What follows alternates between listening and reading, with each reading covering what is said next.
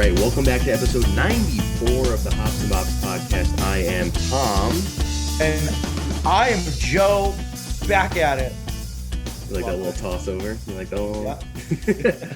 We're back. Yes, we got Joe again. We are here. We are virtual, but we are doing a really cool couple of things for you guys. We're going to be doing the EP from the Foo Fighters from 2015 called Saint Cecilia EP, and Joe is bringing back one of his favorites, one of his favorite breweries of all time. Joe, why don't you introduce it? It's Tribus, of course, from Milford, and they just released their very first hard seltzer. It's called SELTZR. There it is. Ooh. Without the E at the end there. I like it. Their first flavor is mango peach, so I'm going to be having that today. Tom, couldn't get it because we're apart today, but you can have my take on it. Yes. Joe, I know, has a illustrious vocabulary, so I know he will describe it as if I am tasting it myself. So of course, yes, I will carry your end of the burden. It'll be an out-of-body experience. Yeah, which is actually kind of generous of me because you did fucking block me. Okay, all right. Can we discuss this, please? I would love to discuss this because, we joke about it off air, but it is we have to release this to the people. Okay. Yeah. Would you like to start, my friend? Yeah. I'll share my story if I can. I don't know what happened. So I know we had a couple. Sure. So it was right after the Billy Joel episode came out. Yep. With my dad. We just couldn't get together for an episode that week, and so we skipped a week. And I don't know what happened. I may have just butt dialed it somehow. There was just a real. I swear to God, if I had blocked you on purpose, I would have told you. I would have manned up to it and owned it. But for some reason, somehow, Joe ended up being blocked on my phone for some reason. So I was just like, all right, maybe he just doesn't want to talk to me or something. And I didn't even realize it until last week when Mike had reacted to one of your texts in the group chat, because it was like Mike liked something and then it didn't show up for me. And so I just did a little, and so I was like, oh shit, Joe's blocked somehow on my phone. So yeah, I just thought you were avoiding me. I was like, all right, well, I guess I'll keep doing solo episodes and stuff. Yeah. So that's hilarious. I don't know how that happened. So like for me, I know it's summertime, and we all have different schedules. And then now with you and your job, which is really awesome, your weekday availability is limited. So, we just haven't been able to line it up. So I do have to say, Tom, great job keeping the episodes going and killing it. Thank you. I haven't been able to line up, which I've missed it. So I'm glad I'm here. But in the group text, we were talking all right, when's our next session? And then I'd be like, well, I'm free this day, that day. And I was like, Tom, what's your weekday availability like during the day? What's your work schedule? Crickets. And, I took it with a grain of salt because sometimes, you don't always reply, which is okay. Some people don't always reply to every single text.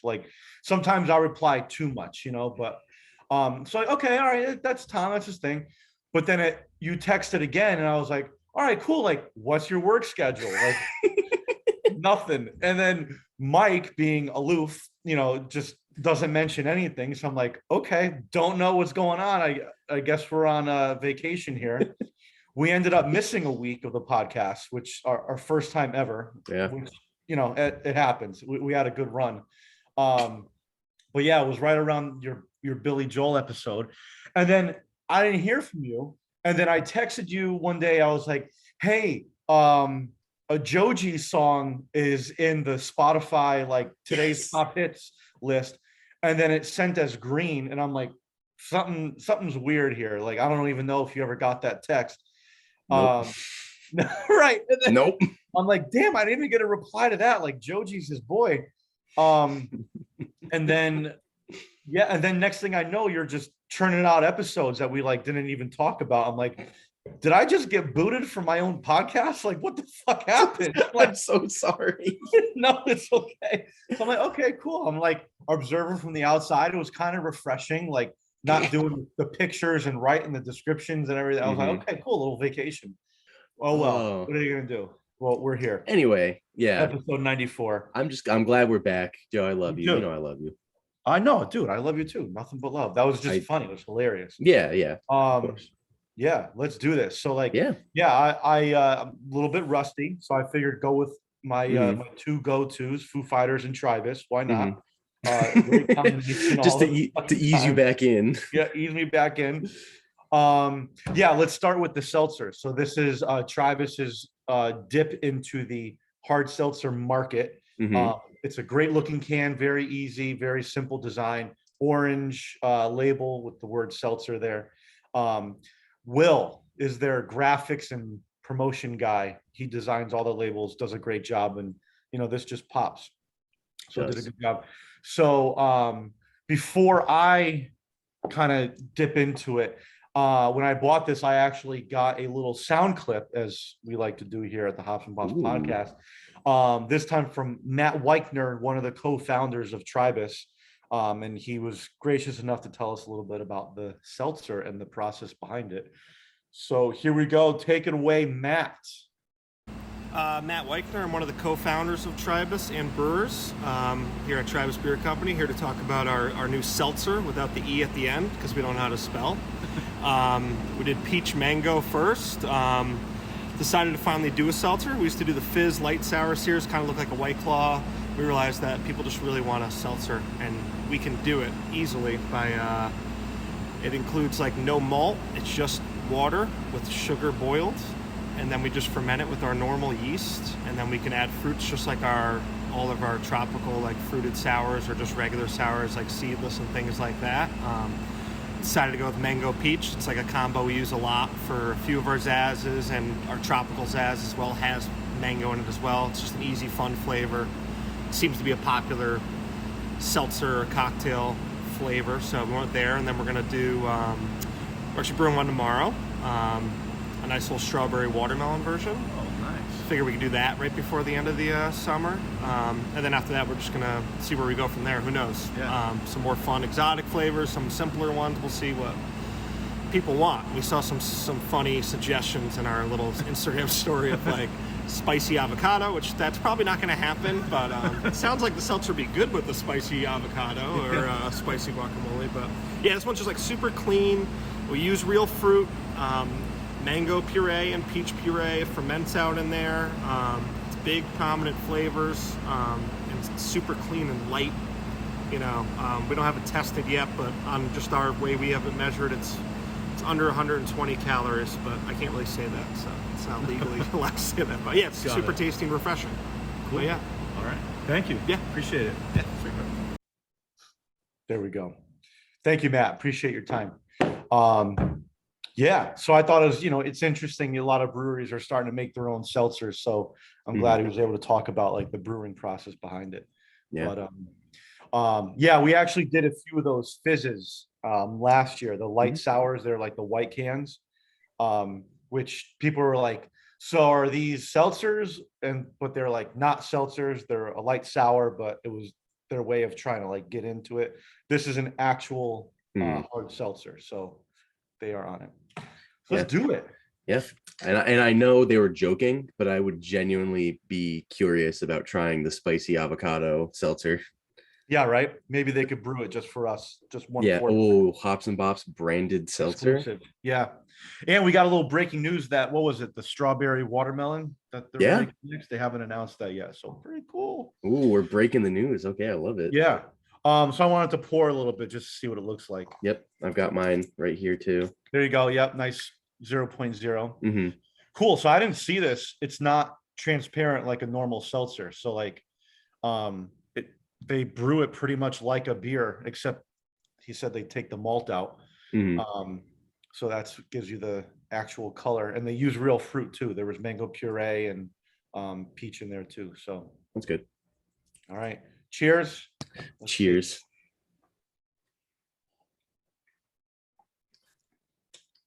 Smooth, very smooth. Yeah, you like it? yeah, not carbonation free for me. Yeah, I like it. Like I said, a lot of breweries have started the seltzer train. They've hopped on, and not many breweries have done it well, but this is really good. It's very flavorful. It it doesn't drink like an actual seltzer. It's a little thicker because of the puree and the flavor, which is cool. So it's more like I don't know. It's almost like a carbonated, very, very light beer. But I mean, it's definitely a seltzer. It has the bubbles and everything. Yeah. But I like it. I like the flavor combo, mango and peach, two popular flavors together. Good summer drink. Yeah. I've noticed a lot of different breweries are kind of leaning into the seltzer lane, especially now that summer's coming around. People want a little bit of something lighter that they can drink while they're active or going out to, breweries or social gatherings or whatever. Yeah. My only question for you, Joe, is how does this compare to those Zazzes that we did before? Oh, the fizz, Or the fizz, excuse me. Yeah.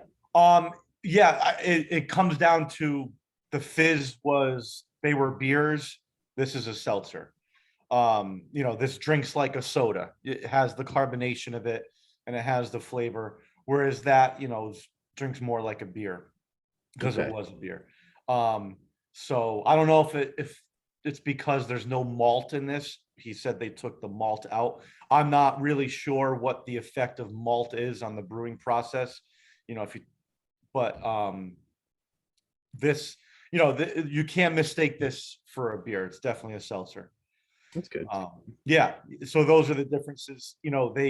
Like I said, the fizz, they wanted it to look like a seltzer, but still stick to their brand because they're a brewery first and they're into beers. But I don't want to say they caved, but I think they realized that they should have a seltzer in their offerings to attract people that may not want just beer while they're there, which is smart, But this fits right into their catalog. I think it's the same look. It has the same attitude, and it's just a seltzer now. Attitude. To try this attitude, to try this snackiness. Yeah, no, they've got a huge selection. When we were there, I mean, it's not too much where it's like overwhelming. You don't have exactly what you want. They have pretty much everything that caters to every kind of beer drinker or just alcohol drinker in general. So yeah, I would agree. It fits right into their style. I'm surprised it's their first one because the seltzer game has been out for a couple of years now. I feel like that's kind of the new wave of things. So I'm glad to see them in that market. Yeah. And I've made it known on the podcast that I'm not a big fan of seltzers. Yeah. However, I will say this summer I've definitely gotten more into the like pre-mixed like vodka soda kind of things. So similar to like the High Noon kind of line. I love High Noons. The statesides that Mike has kind of been on a big hype about. Mike is Mr. Stateside. I can't find them down by me. They're not available. I don't know why. Apparently they're spreading out their distribution. So I think I can get it on the eastern side. So yeah, it's exciting. But I would genuinely love to try out their Tribus's seltzer some point down the line. We'll definitely be back there. So I would be curious as to grab one of those, taste it. What percentage is it? Do you know? Oh yeah, this is 5%.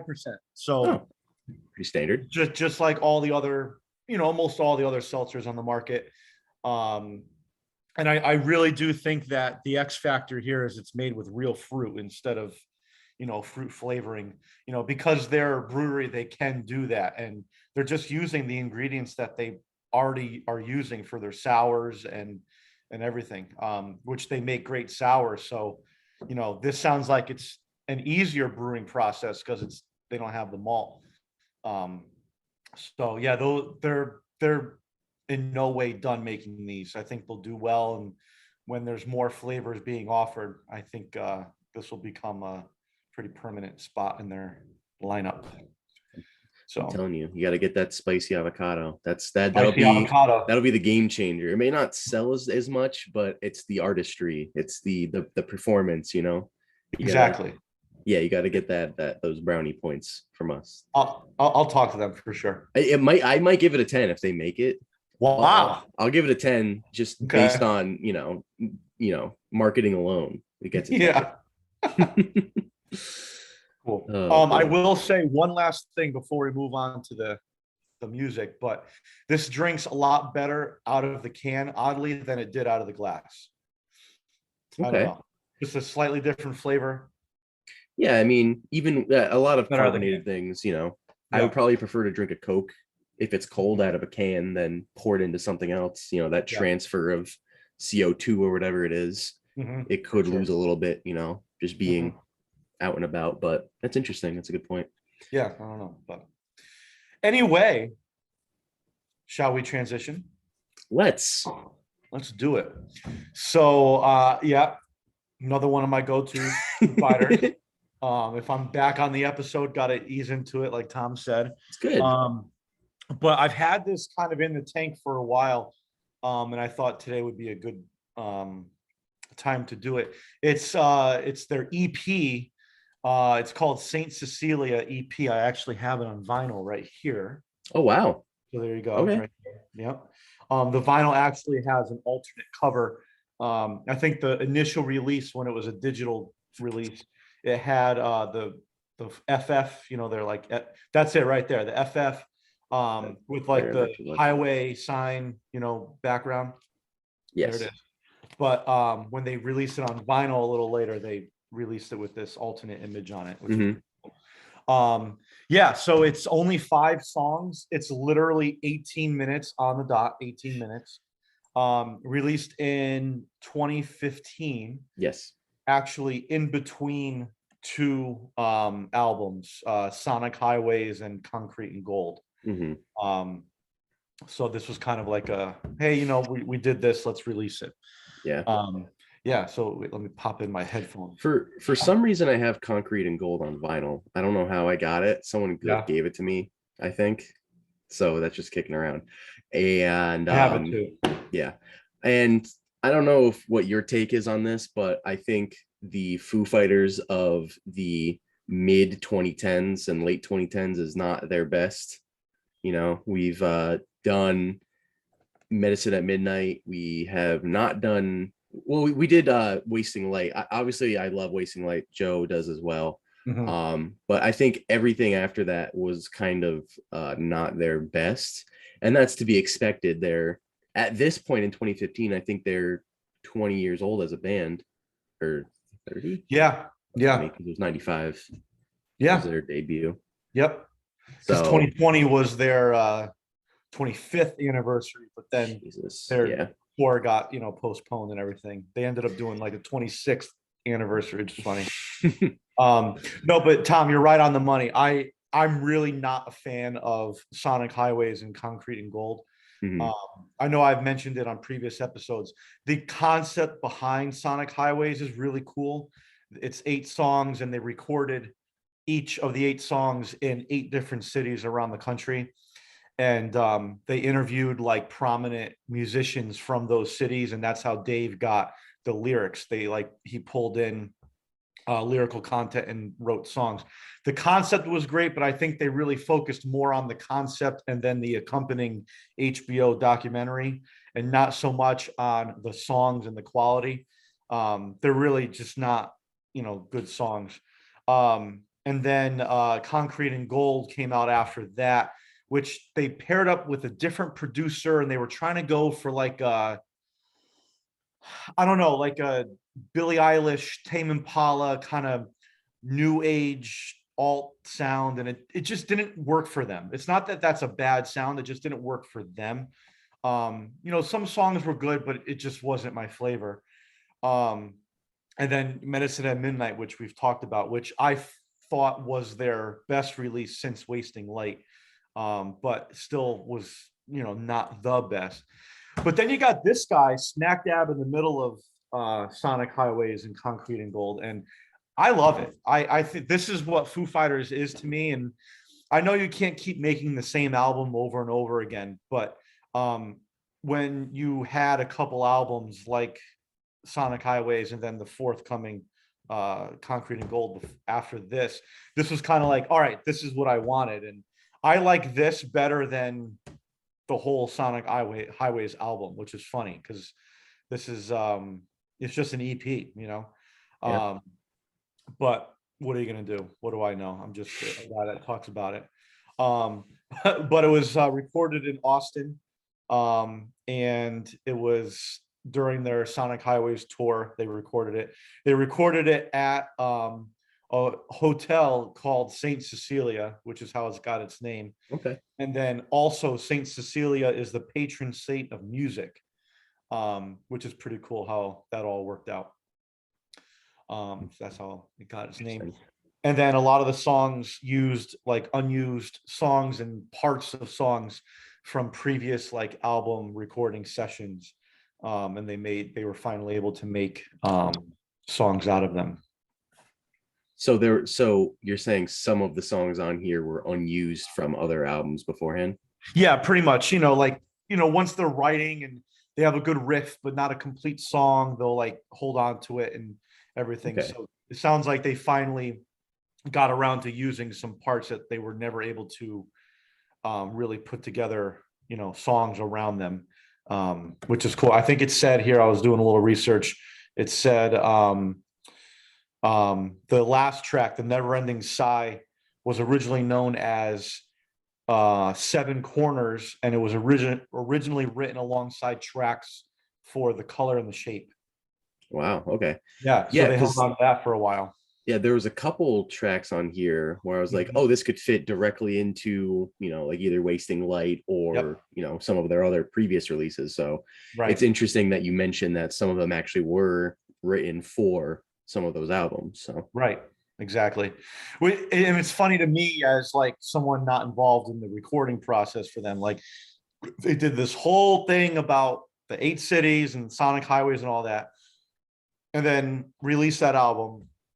And then they just shack up in a hotel and record these 5 quick songs, and they're great. Like I personally like them better than pretty much all the tracks on Sonic Highways. Like I almost wish this was the follow-up to Wasting Light, and then of course add on some more songs. Can't just do 5, but yeah, this is the sound. This is what I like out of Foo Fighters. This, just straight up rock sound. Mm-hmm. Yeah, I haven't given too much of a listen to Sonic Highways, but I feel like if you take maybe the best parts of that, tack them onto this, you could have a pretty good album. Yeah. But I'm not as crazy about this as you are. I still, again, I do like some of the tracks on here. I mean, it's tough. Obviously, there's only 5 of them. Right. But there are points on this where they don't sound as strong as they could have been. Or maybe if they had, because how long do you say they worked on this? It was, we say like 2 weeks or something? Let's see here. Yeah. It says it was recorded at the Saint Cecilia Hotel during the Austin City Limits Festival's 2 weekends in October 2015. Right. So I think maybe if they had taken this kind of sound, some of these tracks, maybe if they shortened them or lengthened them out a little bit more or less, I think it could have turned out a little bit better. But again, I do enjoy a couple of tracks in here. We'll get into that. For sure. Yeah, you're totally right. I mean, I try and take EPs with a grain of salt because they don't have the same preliminary prep as a normal album does, because it's short. They record it in a short amount of time. It's not meant to be a full length release. It's just meant to be kind of like a little in between. They originally wanted this to be like a gift for the fans after their tour was done. So like, you just know that they weren't approaching it as like, all right, here's our next album. And, there's only 5 songs. And they were on tour. They were just finishing the tour. Usually you finish touring and you have a few months to like sit in the studio and write and relax, take a break, and then you go into recording. So it's a little bit different of an approach. So I try and, take that into consideration when, if I'm listening to it analytically. Yeah, but let's get into it. Yeah. Well, actually, wait, go ahead. Yeah, one thing I thought that was kind of interesting was, they recorded it in October of 2015. and then put it out November 22nd or 23rd. So pretty quick, from recording to release. So there wasn't really a lot of buildup or any kind of advertising of it. So Right. kind of interesting how they kept it low key. And yeah, like you were saying before, Dave Grohl said that Saint Cecilia was like the patron saint of music. I thought that was kind of interesting. And then he said November 22nd is her respective feast day. Oh So, yeah, I can see that. It was kind of they released it a day after that. So Yeah, that's in the calendar of saints because again, sponsored by Wikipedia, our very good friends over there. of course. They had a blue Brought to link you on by- feast day, and I found a calendar of saints in a liturgical year, whole other thing. But kind of an interesting tie-in that I didn't even realize until right now. So Yeah. kind of Well, I think I read here that they envisioned it as an end of tour gift to fans to be given away towards the end of the band Sonic Highways tour. But then the November 2015 attacks in Paris, I think it was that the concert, the shooting. There was it was like a mass shooting in Paris, I remember around that time. Ended up cutting their tour short. So the band decided to release the EP on the internet for free. So I think their initial plans got changed, and they were just like, fuck it, let's put it out online for free. And I think that's why the song came out the same day as the whole EP. It was kind of like a drop, kind of like what a lot of artists do now is they just drop it without much promo preceding it. Mm-hmm. So yeah, I guess we can jump into the 5 tracks here. let's do it. So it begins with the title track, Saint Cecilia.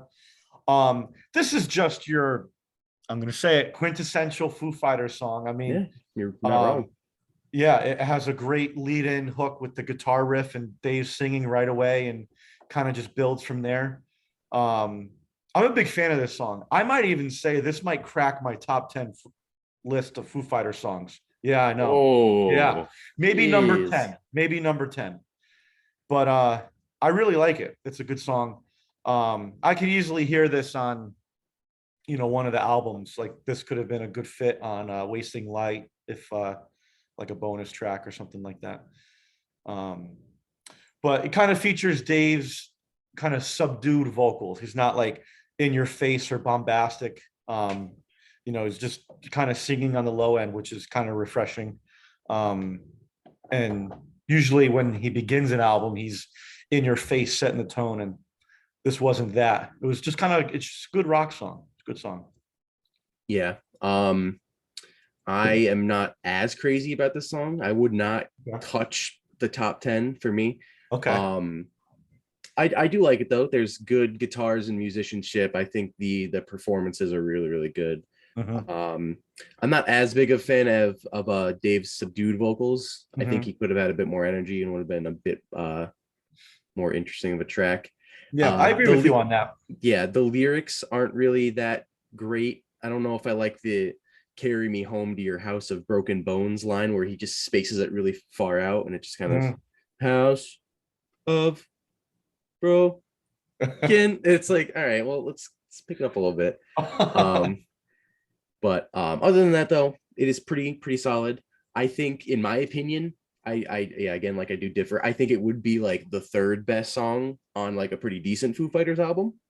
So the fact that it's on here, I think, is a good sign and makes sense as to why it's the title track. But yeah, I just think it was decent. I wouldn't go head over heels for it, but it was good. Yeah. I don't know what it is. I think I just like the arrangement of it. I kind of like the 2-part chorus. The first part has Taylor playing the ride cymbal, and then the second part of the chorus, they go into like the 16th note hi-hat groove with that build up in the middle of it. Kind of like that. I don't know, it just grooves for me. But yeah, I like that like post chorus where he's like, I know no matter what I say, days will come and Yeah. go. Yeah, that was kind of cool. Yeah, that's that 16th note part that I Yeah. like. Like kind of like, I don't know, it's like a two-part chorus. I can't really explain it, but I do like the ending. Dave kind of turns it up a little bit. You know, he screams Saint Cecilia, and Yeah, I enjoy that. those like backing vocals. Yeah. They're kind of a good compliment. Yeah. Yep. I'll agree. And then they all like end together right on the beat, which is pretty cool. So yeah, good. I thought it was a good song. Doop, doop. The next song, Sean. I like this song. This is my favorite off of this. Yeah. Okay. Yeah. Cool. Yeah. Fast paced. It's like it's almost like their debut. It's like those days, or like Hey Yeah. Johnny Park, like Color and the Shape days. A little bit of beanie weenie in there. Yeah. Yeah, it's just really fast paced. It's well made. It's fun. It's up tempo. This would be a good like concert song, you know, something to be like in the pit too and kind of mosh around to. I wonder who Sean is. Me too. I don't know who Sean is. I couldn't really find any literature about. I can do a little bit of some research. But yeah, I definitely enjoyed this as well. Like Joe was saying, it's very fast paced, a little jittery. I thought it even had a lot of like punk elements to it. Yes, for sure. You know, a lot of great emotion put into some of the performances as well, which is always a plus. And it's not too long. I think it's only like 2 minutes and change. Yeah, 2:11. Yeah. So kept it nice and trim. And one of the funny things I should bring up here as well. I have a playlist called Your Name Here, which is basically a playlist of if it has a name in the title track, I put it in there. Cool. I just started that a couple months ago, and so I just added this one to it. So I think that's it'll be a awesome. good fit. And this also has to be like good songs. So like I'm not Yeah. just gonna put a song if it has someone's name in it. So Nice. I put it on there. Yeah. So let me look up who Sean is, That's and really then cool. you can go on. Yeah. Yeah, I like it kind of follows along their like fun and goofy songs. And I can imagine like a really goofy like music video to this. I like during the chorus how they just shout Sean. Like Yeah. I don't know, it's just funny along to the, you know, cowbell beat. And then after that it kind of opens up to that, you know, wide open like kind of open strum guitar chorus that it's just classic Foo Fighters, and it's just a fun song. I really like it a lot. So far, it was like a good 1-2 punch for me. Yeah. Yeah. Anything else? Is it going to be a good 1-2-3 punch though? Let's go to track 3 and find out. Save Your Breath. I love the title of this, by the way. Just a quick Me thing. too. It kind of sounds like Save Your Breath, but Yep, little playing words. Save Your Breath also is kind of interesting. Anyway, continue. Just want to add that. Yeah, this one just again goes along to it. It's very crunchy. This one's very raw. I kind of, the first song that comes to mind is White Limo off of Yes. Wasting Light. It's kind of like White Limo Light, because the vocals are all kind of muffled. They have that effect on it. Yes. And kind of shouting throughout the whole thing. It's good. It's another fast-paced song. It's not my favorite, but it's good. It's a good. I think it's a good rounded complementary piece to the 5 songs. Mm-hmm. How about you? Yeah. This track is even faster than Sean, even more punk in my opinion than Sean. Definitely has those qualities. Like those grittier style vocals with the filter, whatever is on his, whatever kind of effect is on there, I really liked. This one sounded like it could have, like you were saying, like White Limo. I just couldn't figure out which track it was on there last night, but I said it could fit right into that track list of Wasting Light and wouldn't, you know, be too much of a detriment, because that is pretty great. Yeah. But yeah, you pretty much nailed what I was thinking there. It's not a huge standout on this, but I think it's a pretty decent track. In my opinion, it does get a little too one note after a while. Like the blaringness of it, if that makes sense, Yeah. kind of is pretty samey after 3 minutes and change. It could use a little bit of variation, maybe some kind of bridge or whatever it is, but it was good. It was good. I enjoyed it. Not my favorite again, but very, very cool to have that, 1, 2, 3 hit, just kind of right, and it's only 5 tracks, so Yeah, right. kind of interesting. Yeah, definitely. Yeah, you're right, with it not having some sort of break. Like, at least, White Limo is in your face, but at least partway through, everyone cuts out except that main guitar riff. So it kind of gives your ears a break and it kind of varies up the sound. This is just in your face throughout the whole thing. Yes. So I thought they could have like tweaked the arrangement a little bit, but Mhm. it's still good. It's not my favorite, but it's still good. Exactly. Yeah. Yeah. Next track is kind of like the slow song ballad on the album. Yeah, Iron Rooster. Sorry, Iron Mhm. Rooster, not Rooster. Rooster is That's the Alice in Alice in Chains. Chains song. Yeah, it's Iron Rooster. Yeah. I feel bad. I know it's my album pick, but I'm like stealing ideas you're saying. Why don't you start off the last 2 songs? Well, I mean, we've been doing this for such a long time that I feel like, while we do have, diverse opinions, we kind of understand music critique as we get going. So it's interesting how we have similar taste. This one I was not a huge fan of, and I think a lot of that has to do with the pacing and the track list of the EP so far. You have Saint Cecilia, pretty standard Foo Fighters track, has that same vibe you get on, some of their big hits. Then you had Sean, which was kind of jittery, fast-paced, energetic. Then you had Save Your Breath, which was just even more fast-paced, just right in your face the entire time, doesn't let up. And then just whoosh, let's go with Iron Rooster. It's, an acoustic ballad with drums and piano and some other kind of instruments. Much more reserved. This sounds like they're a bit more of a mature band. Pretty sad. In my opinion, the track was like pretty sad thematically, but still had a lot of bright sounding guitars in it.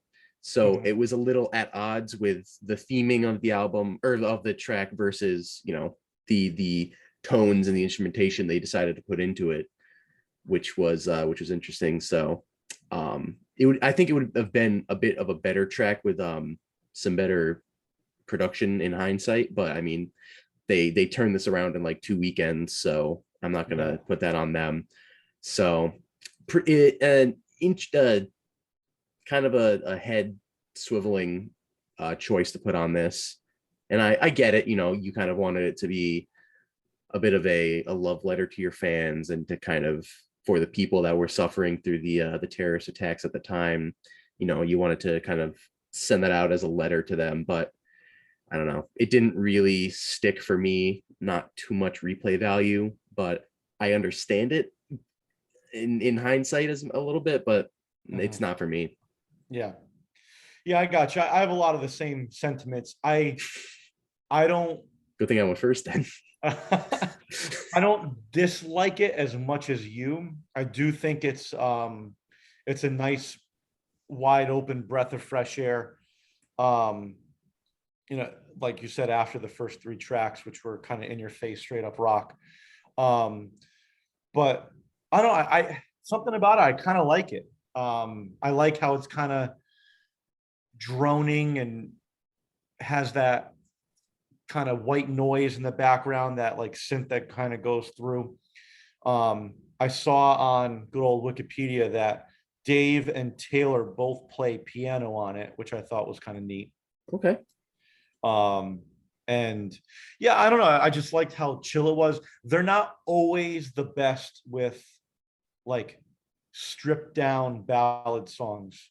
I remember there was one on Medicine at Midnight. It was like Doves or something. What, I don't even remember. That was just bad song.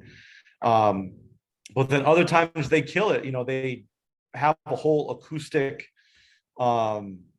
repertoire of songs, like remixes of their big hits that sound great acoustic. I mean, God, Everlong in times like these, they rewrite themselves all the time. They played all acoustic, they do all electric, they mix the two versions and they work. So this one isn't the best track on the album, on the EP, but I do like it. I think I may like it because it's just that change of pace before the EP finishes. So it's not awful, but it's not the best. If that makes sense. It does make sense. Yes. Yeah. I don't think it's the best. I think it is pretty awful, but that's just me. I think they are in their element when they are, blaring, but not as blaring as Savior Breath. Yeah. They can put out a great ballad. I'm totally fine with them doing that. I've got nothing against that. For it's sure. just like the way. Yeah. That was a great song. Yeah.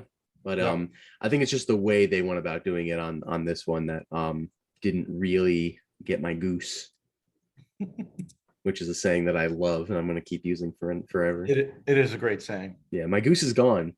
So the goose has flown away. The goose has left the building. Maybe we can get the goose back, maybe potentially on the last track. Maybe. The Maybe never-ending we can wrangle him. Go ahead, start it off on this one. Sure, yeah. I think this one is a little bit better, kind of a return to form as to what they usually are. However, I think there is a little bit too much of variations on this. They kind of don't really stay in their lane too much. It's jittery, but not in a sense of like a Savior Breath. It's in a way of like, they can't really stick to one idea for too long. So in that aspect, I think they do lose a bit of that earwormy element that they have. That's kind of blessed them throughout their career. There were parts of it where, the guitars I think are fine. I think Dave's singing isn't really there for this one. I don't think he was putting his all in for that one. Still maintains that punky quality to a lot of it though. Especially when he does get a little shoutier. But I think it had a cool little mix of like surf rock or like West Coast sounds to parts of the track, which I thought was a bit of a cool change of pace for some of the tracks. But yeah, it didn't really impress me to the point where it's gonna have this huge revelation. But I thought it was definitely a quality closer in its own right. Cool. Yeah. This kind of like brings it all back together. For me, it's not as fast as Save Your Breath or Sean. There is a lot of variation into it. It's actually kind of a quite complex song for being an EP song recorded in 2 weeks or a month or whatever it was, written, recorded. And this was the song that was recorded or kind of written partly during the Color and the Shape sessions, which I'm trying to pull out like what parts could have been, which I guess I can kind of hear it. But I really like the verses, how it's just basically bass and drums with some guitar accents on it, and then vocals over it. Second verse, the guitar is added a little more, builds up, and Dave becomes a little more, growly, shouty, growly. And then the chorus kind of has like a halftime kind of beat to it, which is kind of cool.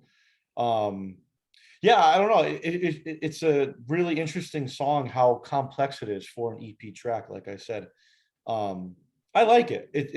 It's kind of in the middle of the EP ranking for me, of the 5 songs, if we were to rank them like 1 through 5. And yeah, I'm a big fan of that like part after the second chorus where he's kind of like shouting. I can hear it like an arena rock anthem. I think the track ends the same way. It like fades out and it has him shouting again. I really like that. Um, Again, it's like this is what I would have wanted, like these kind of songs after Wasting Light, you know. Hmm. But what are you gonna do? We got it in EP form. Hmm. And it's the longest track on the album too. It's It is. 4:45. So Yep. Mhm. you know, kind of closing it out on this kind of complex, longer track is a bit of an interesting Yeah. track choice to put on that. So Yeah. I think it's ambitious. I kind of understand what they were going for, and it does kind of add a little bit of a cool aspect to know that it was from the Color and the Shape sessions. Mhm. But yeah, a little too complex for them, which is not always a bad thing to be complex. I think it's good to have some experimentation, change up some elements here and there to not have it as samey as like Save Your Breath. I know I keep calling back to it, but I just thought it was kind of interesting where that track was blaring all the time, but it didn't move too much. And Mhm. this one was kind of like if Saint Cecilia went to like Berkeley and studied a whole bunch and then was like, oh, I guess I'll throw in some other kind of elements to it, Yeah. So Yeah. yeah, kind of a cool way of changing it up, but still didn't, wow me like I wanted it to. But I Yeah. enjoyed it though. Sure. Cool. It's interesting you mentioned like the experimental sounds because this ushered in Concrete and Gold, which was a very, very experimental album for them. They kind of went down some roads that they'd never been in with like different effects and different producing and all that. And I remember the first track on that album is called Run. The arrangement on that is just all over the place, and that was the lead single. And I remember when it came out, I was like, the heck is this? It was just so different. It just wasn't, I just wasn't expecting it. And it's just cool how like this last track, if you listen to everything chronologically, this, it leads right into that. Hmm. Um, so it was kind of like a little foreshadowing sign of things to come. So yeah, that's it. That's all the tracks on this short track list. Yeah, we Yes, did it. it is. Yeah. So since it's a 5-song EP, should we do our normal thing, or what if we like rank the 5 songs? We could do that. Yeah.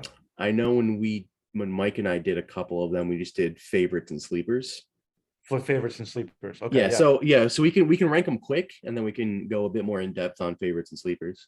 Okay. Yeah. Sounds good. Mhm. All right. So if I were to rank these, I'm basically swapping um Save Your Breath and Never Ending Sigh.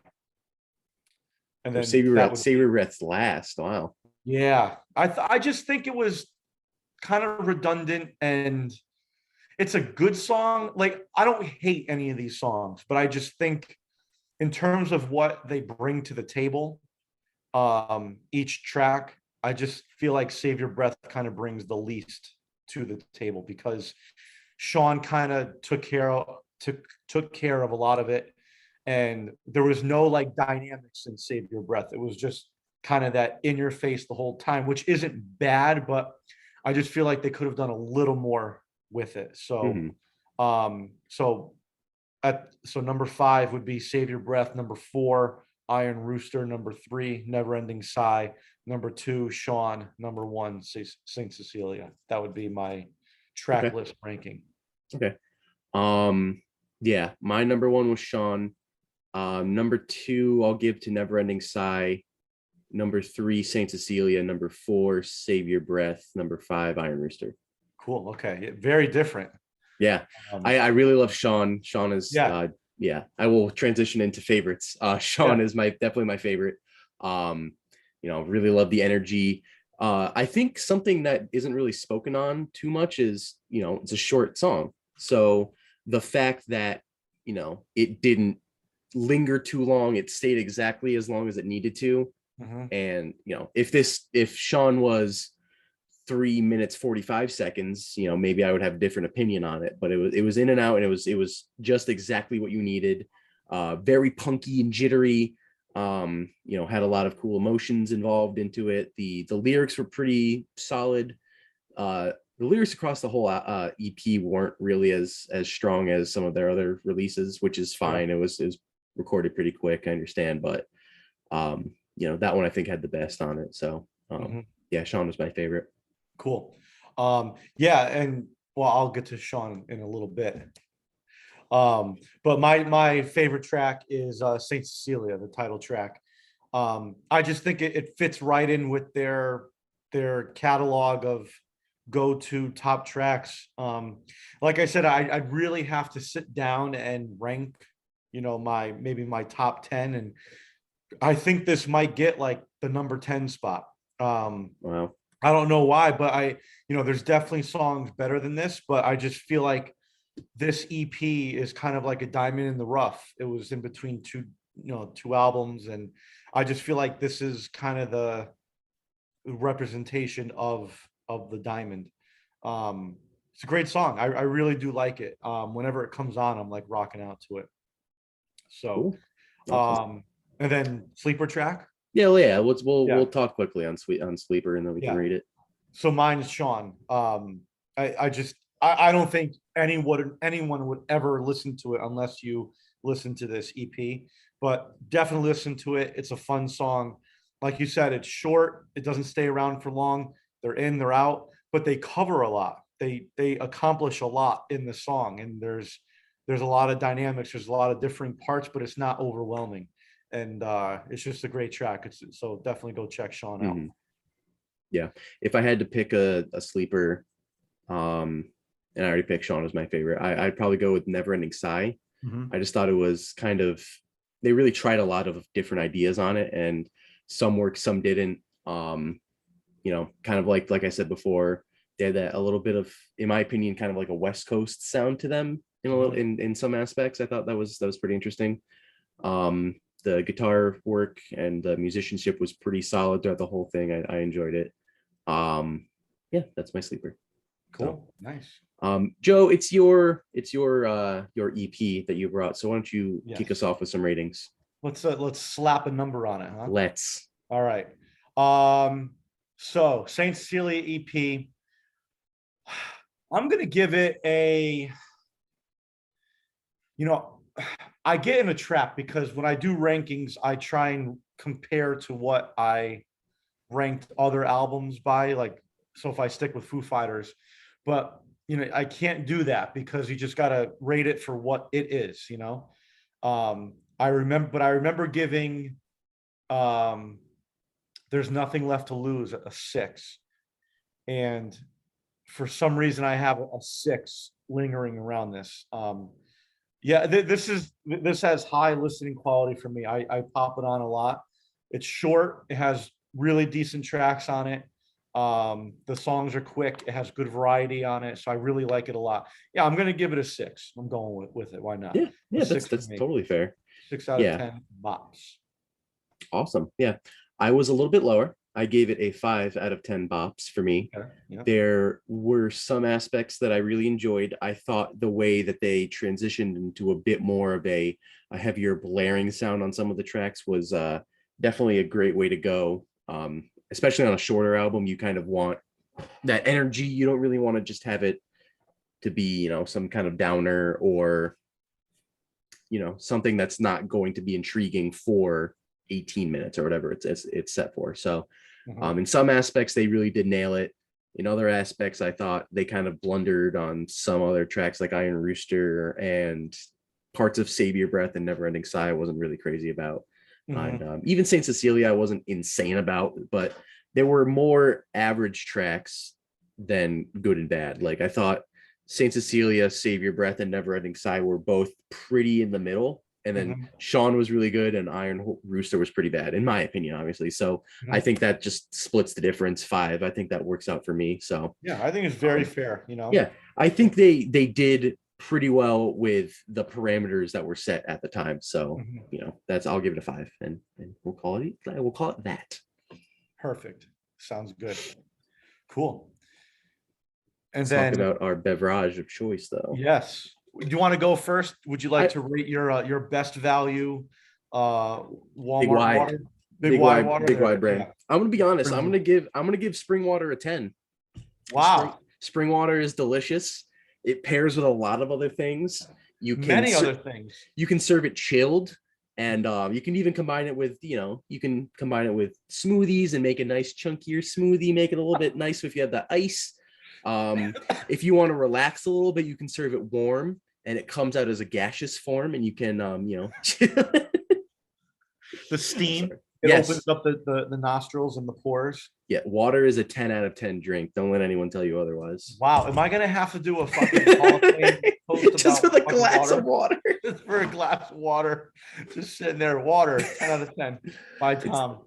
Water's in the Hall of Fame for me. Anyway, do you have anything else to say, or no, I was joking. No, I know, I'm kidding. Talk a little bit about the seltzers. Yep. So Tribus seltzer mango peach, their first dip into it. The flavor is good, and I like that they're using the real fruit. There's something that they gotta tweak on the next release. I don't know if it's as carbonated enough or if it's still kind of thick. It still doesn't drink like a seltzer. It's definitely not a beer, but it's kind of in this limbo area. But I like it. It is refreshing. I like that they use real fruit for it. And I do like that they have finally gotten into the seltzer game. I enjoy a good seltzer. I'm a little bit of a seltzer bitch, basic bitch with that.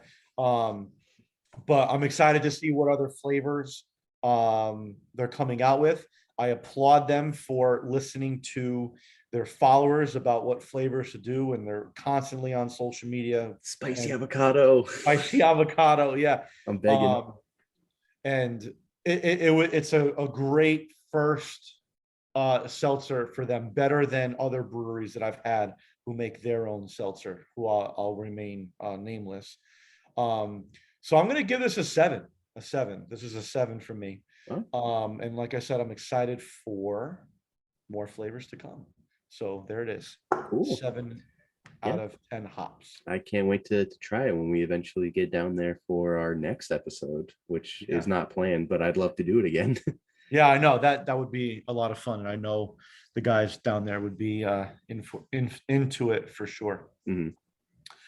Cool. Sounds good. Let's shout them out. Let's shout them out.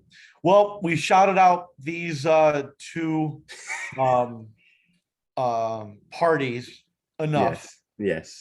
We have Foo Fighters and Foo Fighters on Instagram, and it's really cool. In September, they're doing a couple Taylor Hawkins tribute concerts, which is really cool. Mm-hmm. I tried to get tickets for the LA concert, but I did not stand a chance at all. No, they sold out right away.